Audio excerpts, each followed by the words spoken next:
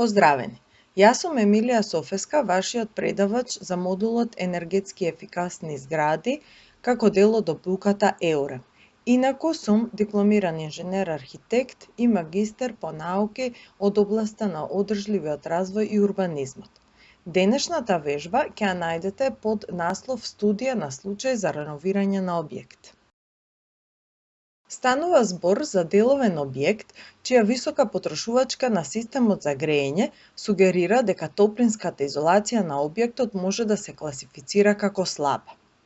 Ова е веќе визуелно евидентно во прозорците со единично стакло. Во контекст на активностите на компанијата за заштита на животната средина, потрошувачката на топлина треба да биде значително намалена преку мерки за ефикасна термичка заштита. Во документацијата од вежбата се зададени и јужната, северната и бочните фасади на објектот со соодветните димензии на широчина и височина на објектот, како и со соодветните димензии за отворите, прозорците и вратите дадени табеларно, при што прозорците се составени од дрвена рамка и единично стакло. Во материјалите се зададени и постоечката состојба на градежните компоненти, која ги вклучува димензиите на градежните компоненти и коефициентот на топлинска спроводливост на соодветен компонент, и тоа за надворешниот зид, за подните плочи и кровните компоненти. За ново проектираната состојба на градежните компоненти ќе ги земете слоевите кои што ги пресметувавте во претходната вежба и се дадени на картицата У вредности во составот на Excel табелите. Во материјалите се уште и дадени податоци за грејење, годишната стапка на употреба, ефикасност на дистрибуција, потоа основните податоци за климата, грејење во степен денови и најниската надворешна температура, внатрешната температура и температурата на почвата, како и внатрешните топлински добивки. При тоа се дадени и основните економски податоци за топлинската изолација на надворешниот зид во вид на трошоци за материјали и изолација, трошоци за скеле и за фарбање. Понатаму замена на прозорци и замена на вратата на јужната страна, при што е дадена и цената на газ. Вежбата се работи во Excel формат, истиот кој што го користевте во претходната вежба, каде што ја пресметувавте У вредноста на постоечката и ново проектирана состојба на еден објект.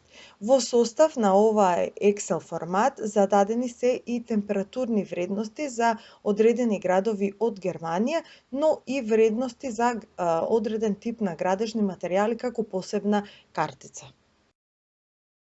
За изработка на оваа вежба користете ги пресметаните У вредности на поединечните градежни компоненти во работниот лист за У вредности, при што користете ги броевите на компонентите од работниот лист за градежни материјали. Утврдете ги загубите при пренос и вентилација и потребните перформанси за грејење за состојбата на статус кво во работниот лист за перформанси за грејење. Пресметајте атековната потрошувачка на топлинска енергија во работниот лист за топлинска енергија, развите мерки за реновирање на објектот, пресметајте ги новите У вредности на поединечни реновирани компоненти на објектот, пресметајте ги исто така и новите загуби при пренос и вентилација, како и новото топлинско оптоварување и потрошувачката на топлинска енергија, пресметајте ги трошоците за реновирање и пресметајте ефикасноста на трошоците во листот за збир, и изборно пресметајте ги реновирањата што ќе ги задоволат стандардите на пасивна куќа. Вежбата се работи во Excel фајлот и тоа во картицата која што се однесува за топлинското оптоварување на објектот и тоа, како што можете да видите, се однесува за сегашната, односно постоечката состојба и ново проектирана состојба.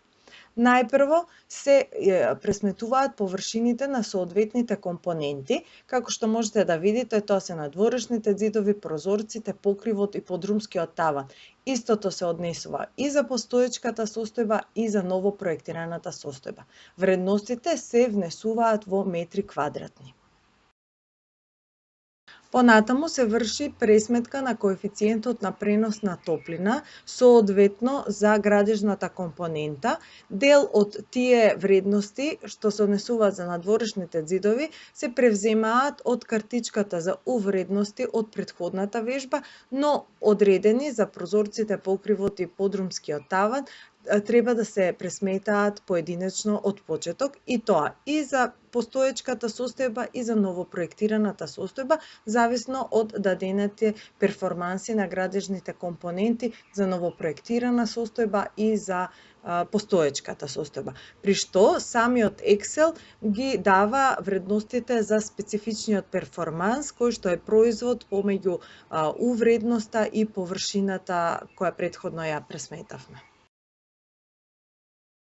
Во вежбата се зададени температурните разлики за Берлин, меѓутоа вие при изработка можете да ги промените соодветно за локацијата која вас ви одговара.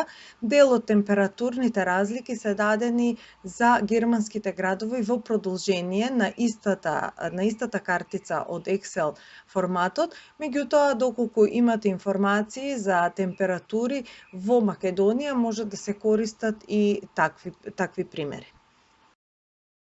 Откако ќе ги внесете сите претходно потребни податоци, во најдолниот ред од оваа табела ќе ја видите пресметката на количеството на топлина кое се губи при стационарен пренос на топлината. Во овој дел од табелата треба да се внеси пресметката на бруто и нето волуменот на објектот, при што ќе се добие количеството на топлина кое се губи при инфилтрација на воздух и при природна вентилација.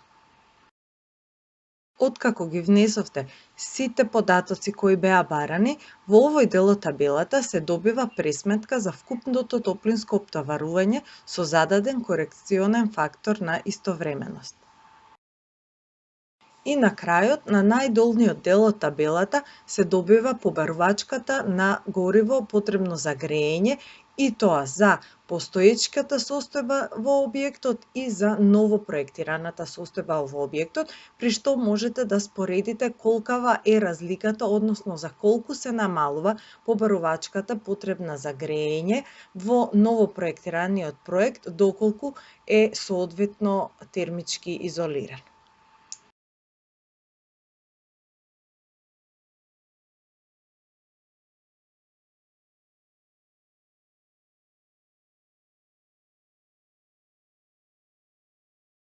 На крајот, обидете се да ја повторите повторно истата вежба, на тој начин што новопроектираната состојба на објектот ќе соодветствува на објект кој што е пасивно изграден.